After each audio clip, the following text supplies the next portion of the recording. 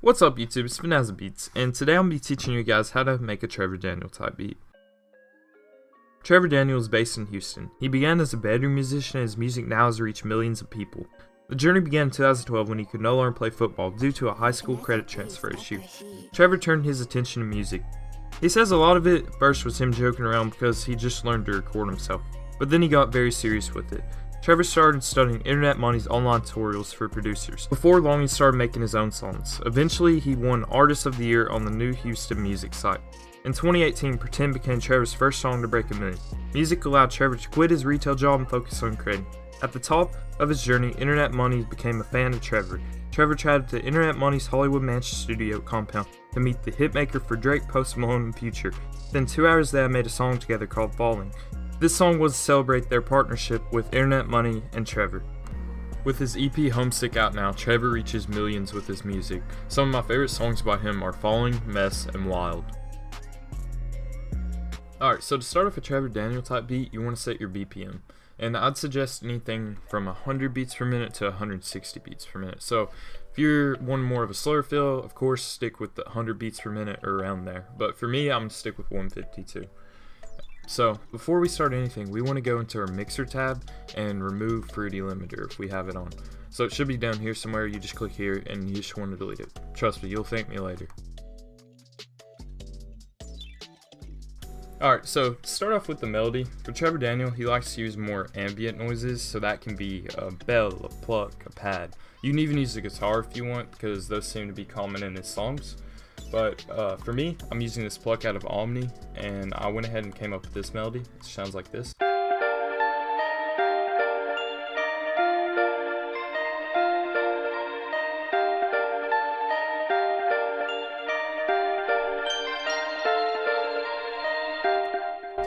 Alright, so that sounds pretty cool. But if you're having trouble coming up with melody, I'd recommend going and just listening to some instrumentals from him and really paying attention to how those beats are made, because that might be able to help you. But if you like sticking to a scale and you're a music theory nerd, I'd recommend sticking to a scale of F minor or A major. So if you're going sad, stick to F minor. If you're going like more happier feel, go with the A major. But what's music theory anymore? So once you come up with this melody, you can either copy and paste it to more sounds, or you can come up with another melody that contrasts with it. But for me, I went ahead and copied this sound and I pasted it over to another pluck out of Omni, and this one sounds like this.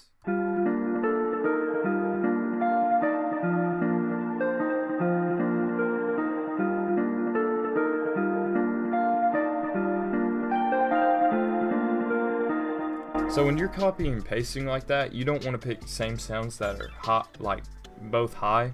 Like this sound, same note, but this one's lower, because you want it to fill out the audio spectrum. You don't want too high because it'll just sound too cluttered. So you want like kind of one lower, one higher, and one in the middle. So this one's more of my middle one. Finally, I went ahead and copy and paste this onto another pluck. This pluck is out of Electrex, and it sounds like this.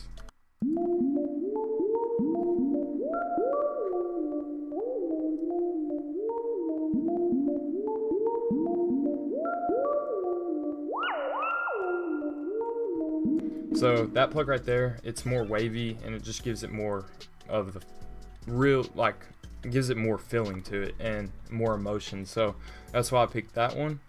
And the last melody that I came up with is out of Nexus, and no, it's not a plug, and I didn't copy and paste it. I went ahead and came up with another melody that's sticking in scale, and it's a pad out of Nexus, but this is the melody I came up with.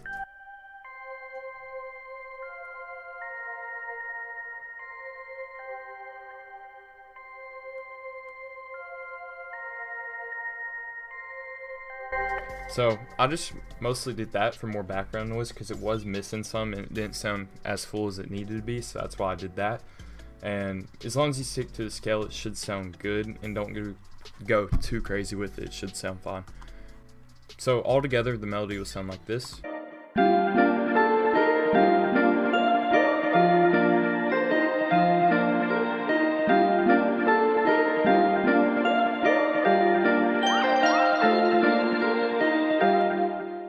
That completes the melody.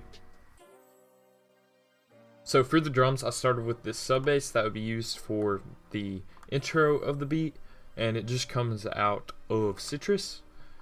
So what I did is I started with the root note of my main melody, which is key when getting your 808s or sub bass right. After that, you can kind of do whatever you want with it. You could either keep on following the root notes, the bass notes, or you can kind of just stick to scale and go with whatever you want to do. So that's what I did right here, and this sounds like this.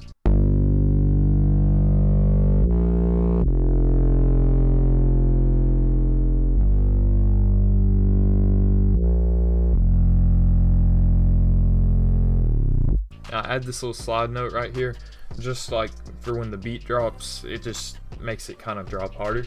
So next, moving on to the 808 that I have here. Comes out of my drum kit, so if you want that, just contact me, you can get that drum kit. Again, for this I started with the root note, which is G, and then I kind of went off kind of crazy with it right here. And over time you'll eventually get a feel for 808s and kind of where they need to go, but this sounds like this.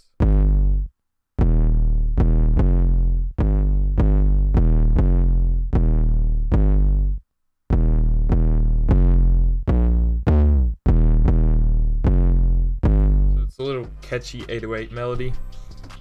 But if you're having trouble placing the 808s for the other drums, I'd recommend going ahead and placing the hats and the claps, and then going back to the 808 and placing it. It might help. What I did for the 808 for the kick is I copied this 808 pattern. I went to the kick and I just pasted it, and I made it all hit on the same note, which sounds like this.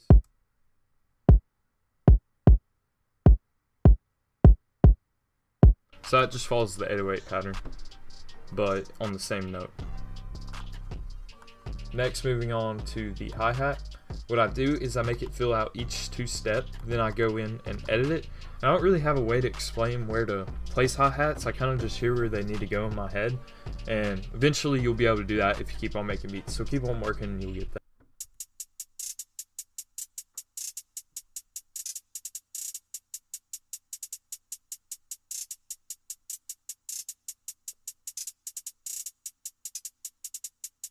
So that's what those sound like. Next, I did something that I do sometimes, not all the time. I took another hi-hat and that complements that hi-hat, and I came up with another pattern, and it just sounds good.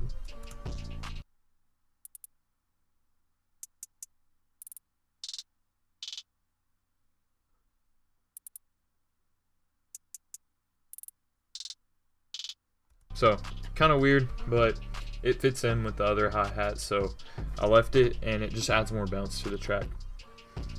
Then I added the clap. This, you could also use a snare right here, but you should know where they go. Next, I added like probably one of my favorite things in this beat. I think I love this perk. It comes also out of my drum kit, so you know. But what I did is I placed it after the claps, so like not after, or I mean before the claps, right there, and then the clap or whatever. So it would sound good, sound pretty good. So it just adds the more bounce to the track. So all together, the drums will sound like this.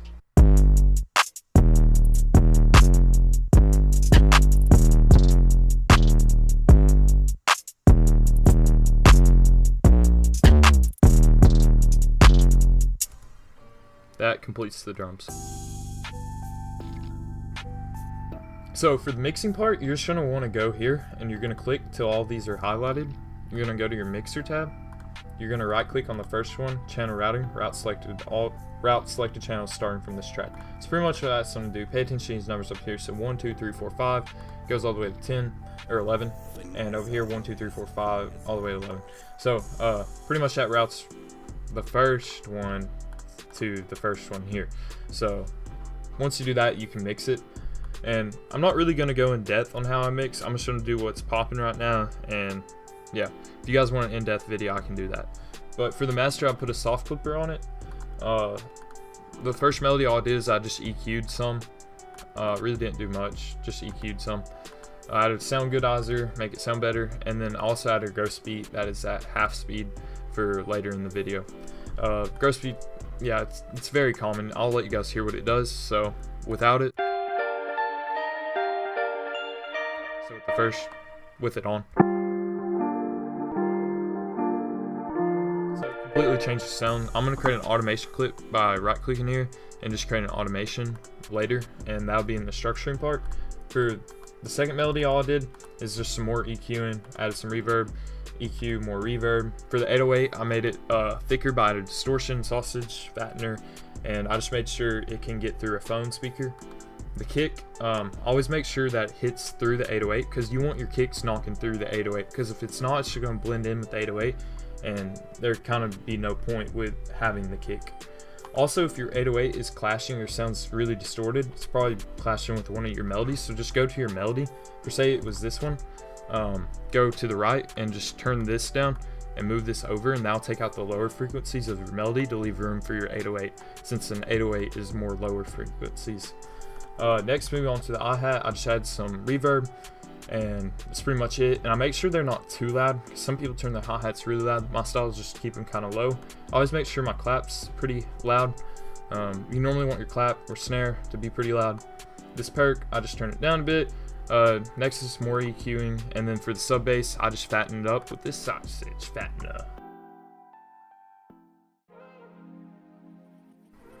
So for the structuring part, you're just gonna come here and split these by channel. They'll all be on the side now, and you're just gonna structure it. For me, I'm still learning how to structure, so I'm not really good at it. I don't really know exactly how to, but I have a pretty general idea. But hopefully you guys can help me out in the comments and might be able to teach me some on it. But right here, it just comes in, beat drops through here, bridge right here, beat drops again, the hook, and then the outro. That's pretty much what I did. And you can see my gross beat automations from the mixer, what I was showing you in gross beat. So this would be the gross beats active right here. Gross beat cuts off when the beat drops, comes back in, cuts off, bridge through here. Gross beat cuts back in, and then gross beat cuts back in at the outro, and then slowly fades out. And create an automation on the master to fade out the beat. So to do that, all I did is I went here and I right clicked on the master and create an automation clip for right here. So hopefully you guys learned something from this video, and now you might know how to make a Trevor Daniel beat, and hopefully you got inspired by this, and you guys should go make a Trevor Daniel type beat, because they're fun and they sound good, and yeah, go check it out. So if you're new here, go ahead, hit that sub button, join the Finazzo family. I'll have more videos like this on the way, but I'll play the beat at the outro of this video. Hopefully you guys liked it. Peace.